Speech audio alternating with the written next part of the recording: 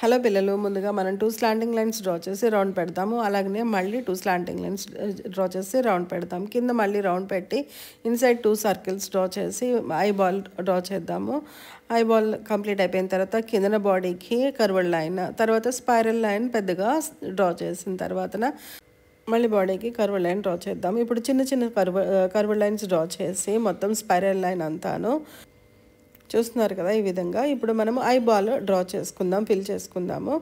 Eye ball fill చేసుకున్న తర్వాతన మళ్ళీ ఇప్పుడు మనము బ్లాక్ స్కెచ్ పెన్ తోటి curved lines, small curved lines, thin lines అనమాట.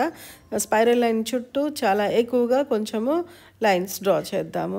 ఇన్సైడ్ మొత్తం అన్ని స్పైరల్ లైన్ చుట్టూ 2 sides, out side and inside 2 sides మనము స్పైరల్ లైన్స్, కొంచెము స్పైరల్ లైన్ చుట్టూ కర్వ్డ్ లైన్స్ డ్రా చేద్దాము. చూసారు కదా, ఇలా డ్రా చేయడం వల్ల అది స్పైరల్ తిరిగినట్టు నీట్గా కనిపిస్తుంది. మనము దాని మీద కలరింగ్ చేసుకుంటే అప్పుడు చూడడానికి కూడా చాలా బాగుంటుంది. నేను ఇన్సైడ్ మళ్ళీ డబల్లోని చేశాను. అలాగనే బాడీకి కూడా కొంచెం కర్వ్డ్ లైన్స్ డ్రా చేస్తున్నాను. ఇప్పుడు ఇలా డ్రా చేయడం అయిపోయిన తర్వాత మనము కలరింగ్ చేసుకుందాము. నేను క్రేయాన్తో కలరింగ్ చేస్తున్నాను. మీ చాయిస్ పిల్లలు, మీరు దేనితోటైనా చేయొచ్చును. ఇలాంటి మరిన్ని సింపుల్ పిక్చర్స్ నేర్చుకోవాలి అనుకుంటే మీరు నా ఛానల్ని సబ్స్క్రైబ్ చేసుకోండి. అలాగనే లైక్ చేయండి, మీ ఫ్రెండ్స్కి షేర్ చేయండి.